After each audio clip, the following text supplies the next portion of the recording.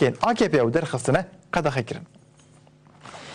Dadgehên AKP niha jî navê Kurdî yên parkan qedexe kirin.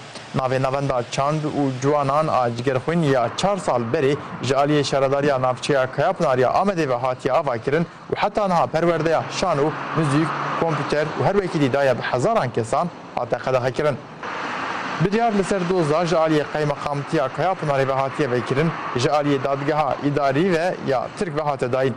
Dadgehê bihêceta navê Cigerxwîn di saziya zimanê Tirkî de tuneye biryara qedexekirinê da.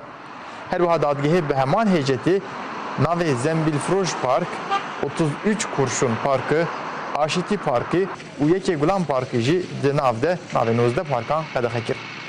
Piştî biryara qedexekirinê parêzerên şaredariya Kayapınarê dost birin dadgeha bilind a Tirk.